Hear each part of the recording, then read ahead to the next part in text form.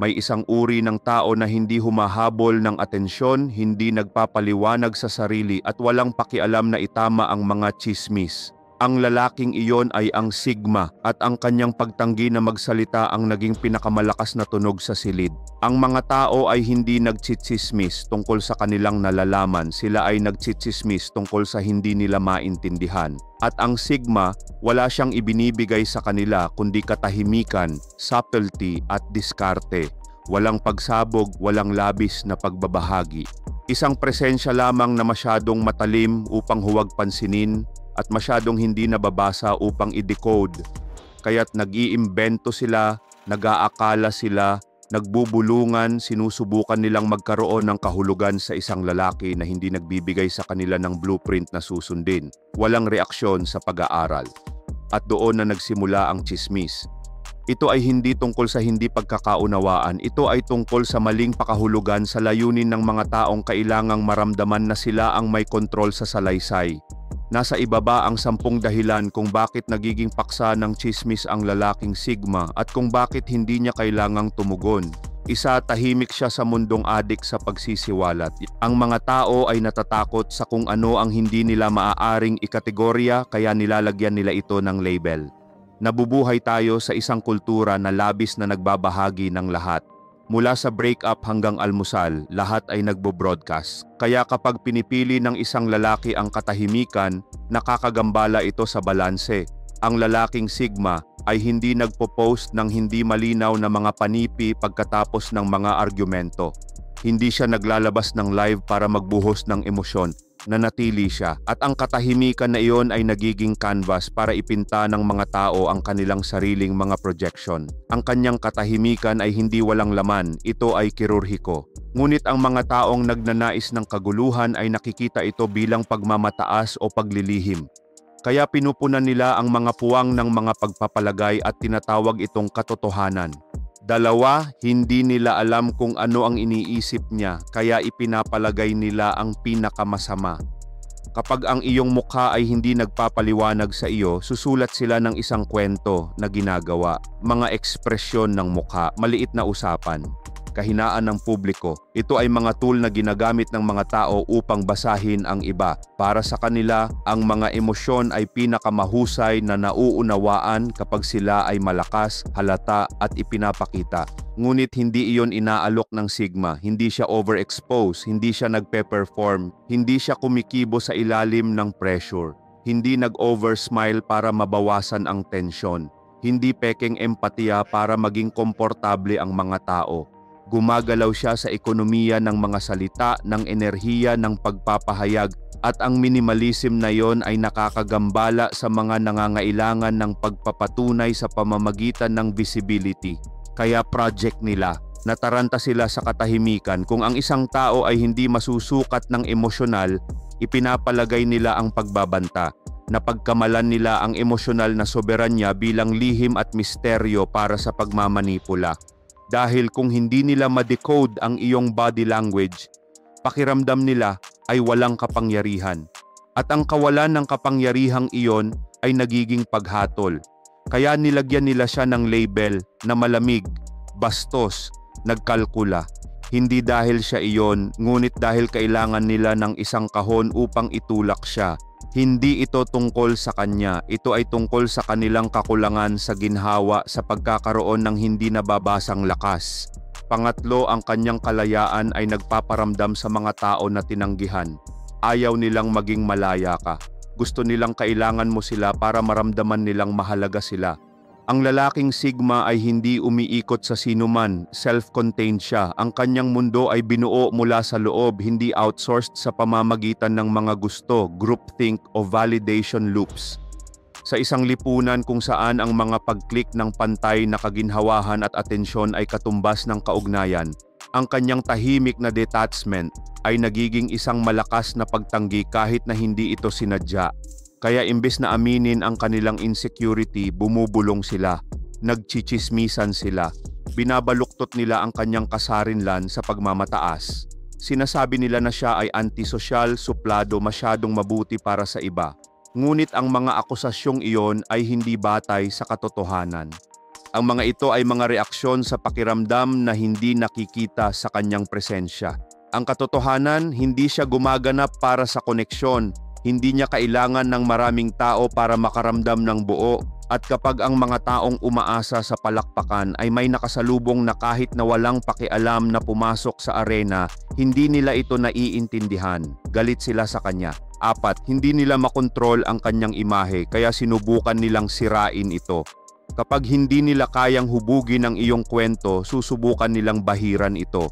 Ang kontrol ay ang pera ng mahinang pag-iisip. At ang sigma, sa pamamagitan ng pagtanggi na magbigay sa kanila ng anuman ay nagiging immune sa kanilang impluensya, pero kinasusuklaman iyon ng mga insecure. Kung hindi nila mahubog ang iyong pagkakakilanlan, susubukan nilang kontrolin ang salaysay sa paligid mo. Diyan nagsisimula ang chismis. Nagkalat sila ng mga kwento hindi dahil totoo ang mga ito, ngunit dahil kailangan nilang maramdaman na may kapangyarihan sila sa isang bagay na hindi nila naiintindihan. 5. Nagkamali sila ng mga hangganan para sa pagmamataas. Kapag humindi ka ng walang kasalanan, nakakarinig sila ng kayabangan. Hindi utang ng sigma ang kanyang lakas sa lahat.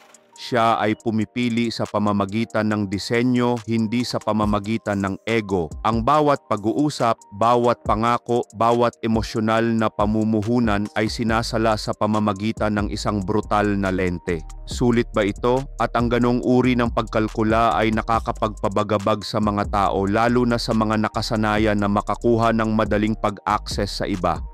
Sanay na sila sa mga performers, mga taong overextend para lang magustuhan, mga taong nagmamadaling mag-ayos, masiyahan upang matugunan. Ngunit ang lalaking sigma ay hindi nagpapatakbo sa emosyonal na utang. Hindi siya naniniwala na ang presensya ay dapat bilhin ng pagkakasala. Kaya kapag sinabi niyang hindi, kapag siya ay umatras, kapag siya ay tumanggi na magpakita para sa isang emosyonal na pagganap na hindi nagsisilbi sa kanya, ito ay tumama. Hindi ito rebellion, ito ay pagtanggi na maglaro ng isang laro na hindi niya sinang-ayunan at kinasusuklaman iyon ng mga tao. Binibigyang kahulugan nila ang mga hangganan bilang pagtataksil, paggalang sa sarili bilang lamig, distansya bilang insulto. Kaya sila nagtsitsismisan hindi dahil nasaktan sila, kundi dahil tinanggihan sila. Itinanggi ang emosyonal na libangan na inaasahan nila. Hindi dahil nasaktan niya sila, kundi dahil hindi niya sinira ang sarili niya para maging komportable sila.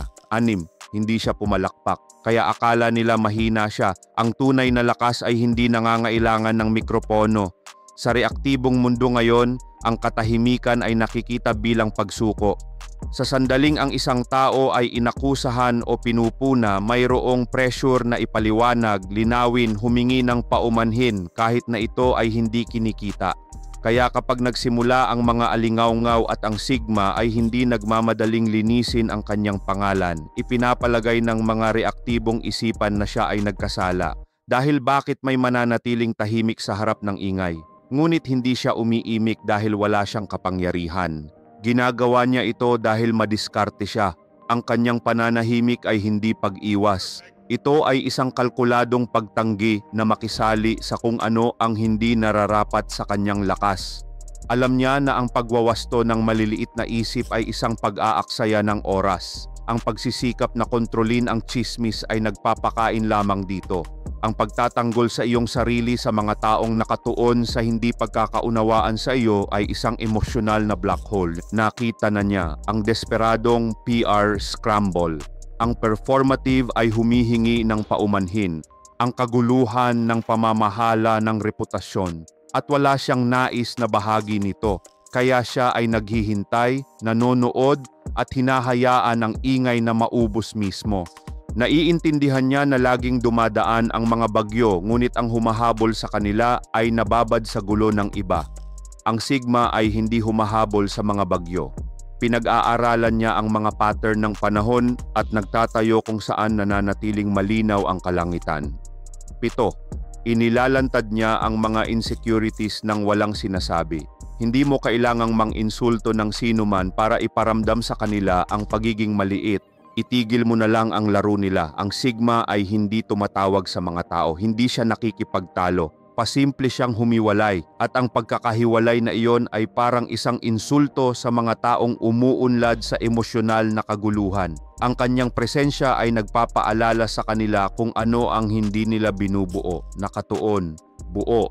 At sa halip na gawin ang gawain upang itaas ang kanilang sarili, inaatake nila siya mula sa mga anino, nagchichismisan sila. Hindi dahil may nagawa siyang mali, kundi dahil ipinaalala niya sa kanila kung gaano sila nahulog. 8. Siya ang hindi kilalang variable na hindi nila ma-decode. Kung kakaunti ang sinasabi mo, mas maraming tao ang pinupuno ng takot ang mga blanko. Ang sigma ay hindi mahuhulaan, hindi dahil sa mali-mali siya, kundi dahil hindi siya nag-e-ensayo, authentic siya. Ang mga taong nabubuhay sa pagganap ay nangangailangan ng predictability. At kapag may nakilala silang hindi nababasa, hindi sila ligtas. Kaya nagtatayo sila ng kaligtasan sa pamamagitan ng pagbuo ng mga kwento. Siya ay nagiging kontrabida, ang narcissist, ang ahas. Anuman ang tumutulong sa kanila na makayanan ang kanilang sariling kakulangan sa ginhawa sa paligid ng misteryo. 9. Hindi siya nabibilang sa anumang grupo, kaya tinawag nila siyang mapanganib. Ang lumalakad na mag-isa ay laging mas kinatatakutan kaysa sa sumisigaw sa maraming tao. Ang sigma ay hindi naghahanap ng mga tribo. Hindi siya umaayon, hindi siya sumusunod sa groupthink. Ginagawa siyang wild card sa paningin ng mga taong malakas lang sa numero. At kapag hindi ka makapag-recruit ng isang tao, lagyan mo ng label. Ihiwalay mo sila, chismis mo sila. Dahil kung wala siya sa atin, dapat kalabanin niya tayo. Tama, mali, lampas lang siya sa'yo. 10. Kailangan nila ng kwento at tumanggi siyang magbigay ng isa. Kapag hindi ka nag-aalok ng salaysay, mag-iimbento sila ng isa na magpapagaan sa kanilang pakiramdam. Ang sigma ay hindi nag-aanunsyo ng kanyang sakit. Hindi siya humihingi ng simpatiya. Hindi siya nagdurusa. At ang kakulangan ng emosyonal na eksibisyon ay nakakainis sa mga taong sumusukat ng koneksyon sa pamamagitan ng pagkakalantad. Kaya't nag-isip sila, may mali sa kanya, may tinatago siya, malamang toxic siya. Hindi dahil siya nga, kundi dahil kailangan nila ng dahilan para bigyang katwiran kung bakit ang kanyang kapayapaan ay nababagabag sa kanila. At sa halip na tumaas sa kanyang antas, hinihila nila ang kanyang pangalan pababa sa kanila kung saan sa tingin nila ay ligtas sila. Sa huling tala, kapag hindi ka na nababasa, nagiging hindi ka malilimutan. Ang lalaking sigma ay hindi humahabol ng palakpakan. Hindi siya tumatakbo sa tsismis. Hindi siya humingi ng pagtatanggol sa karakter. Nabubuhay siya sa itaas ng ingay hindi dahil mas magaling siya, ngunit dahil pinili niya ang katahimikan bilang lakas. Ang tsismis ay hindi tungkol sa katotohanan. Ito ay tungkol sa kaginhawaan. Ito ay kung paano ang mga mahihinang tao ay lumilikha ng kahulugan mula sa misteryo. At kapag ang isang sigma ay hindi nag-aalok sa kanila, sila ay nataranta, kaya't nag-isip sila, nag-imbento sila, nagkalat sila. Ngunit habang nag-uusap sila, mas nagiging malakas ang kanyang katahimikan. Hindi siya pumalakpak.